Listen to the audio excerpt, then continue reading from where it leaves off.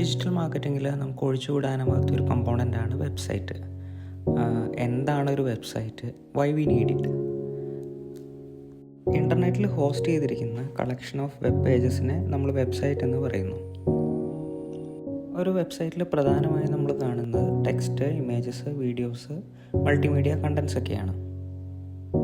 എല്ലാ വെബ്സൈറ്റിനും യൂണീക്കായിട്ടുള്ള ഒരു അഡ്രസ്സ് ഉണ്ട്. അതിനെ നമ്മൾ URL എന്ന് പറയുന്നു, യൂണിഫോം റിസോഴ്സ് ലൊക്കേറ്റർ. അതുപയോഗിച്ചാണ് ഒരു വെബ്സൈറ്റിൽ നമ്മൾ വിസിറ്റ് ചെയ്യുന്നത്. പ്രധാനമായും ഒരു വെബ്സൈറ്റ് ക്രിയേറ്റ് ചെയ്യാൻ നമുക്ക് 2 കമ്പോണൻസ് ആണ് ആവശ്യമായി വരുന്നത്: domain and host.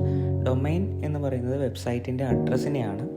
facebook.com for example facebook.com എടുത്തു കഴിയുമ്പോൾ facebook.com എന്നതാണ് ആ വെബ്സൈറ്റിൻ്റെ ഡൊമൈൻ. .com, .in, .net എന്നൊക്കെ പറയുന്നത് ആ ഡൊമൈൻ്റെ എക്സ്റ്റൻഷനാണ്.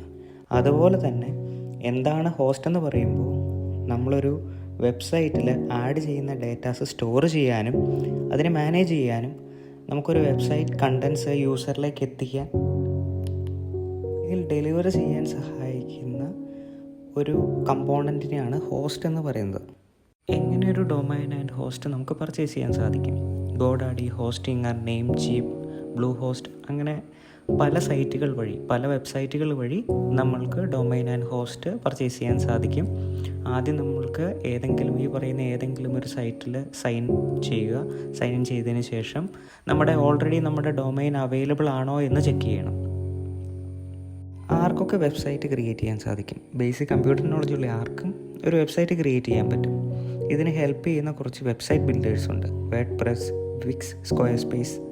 ഓക്കെ, ഈ പ്ലാറ്റ്ഫോംസ് വഴി കോഡിംഗ് ഇല്ലാതെ തന്നെ നമുക്കൊരു വെബ്സൈറ്റ് ക്രിയേറ്റ് ചെയ്യാൻ സാധിക്കും. പല കാരണങ്ങൾ കൊണ്ടാണ് വേർഡ്പ്രസ് പ്ലാറ്റ്ഫോം ഇത്രത്തോളം പോപ്പുലർ ആയത്. വേർഡ്പ്രസ് സോഫ്റ്റ്വെയർ ഫ്രീ ആണ്, SEO as well as it is user friendly. ഇതുവരെ കവർ ചെയ്ത പോർഷൻസിൽ ഏതെങ്കിലും തരത്തിലുള്ള ക്വയറീസ് ആൻഡ് ഡൗട്ട്സ് ഉണ്ടെങ്കിൽ just comment below. Thank you.